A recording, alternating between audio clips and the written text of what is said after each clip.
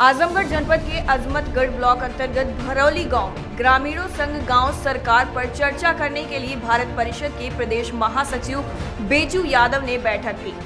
चर्चा के दौरान उन्होंने कहा कि गांव सरकार हमारी संवैधानिक व्यवस्था है। अगर राज्य की सरकार पंचायती राज एक्ट की धारा 15 को समाप्त कर गांव सरकार लागू कर दे तो निश्चित रूप से गांव हमारा स्वर्ग हो जाएगा। ग्राम पंचायतों में 29 विभाग का कार्य शुरू होकर गांव की जनता को घर बैठे गांव में ही नौकरी, रोजगार, न्याय और प्रशासनिक मदद मिलना शुरू हो जाएगी।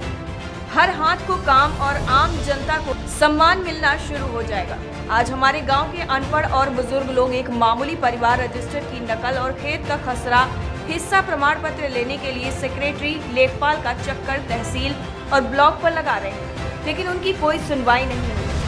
गांव की जनता थाना, तहसील, ब्लॉक सब जगह से परेशान नजर आ रही है। यही गांव सरकार बनने पर सारी विसंगतियां दूर हो जाएंगी। हर इंसान अपने आप को पूरा आजादी महसूस करेगा।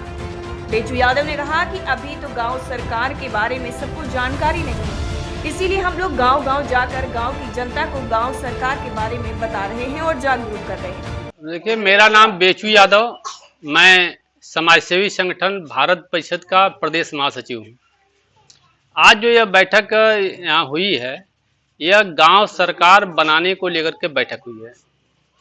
गांव सरकार बनाने के लिए, लागू करने के लिए हम लोग गांव-गांव जाकर के आम जनता को बता रहे हैं कि गांव सरकार एक संवैधानिक व्यवस्था है, हमारा हक है, हमारा अधिकार है, जिसको यह नेता लोग और सरकारें, पार्टियां, ये सब मिल करके चुरा करके 75 साल से उसको दबाई हुई हैं।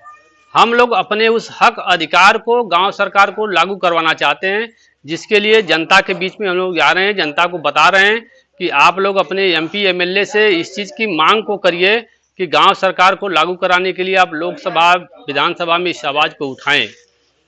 अब जैसे गाँव सरकार हमारी लागू हो जाती है तो गाँव की जनता को बहुत बड़ा उससे लाभ होगा।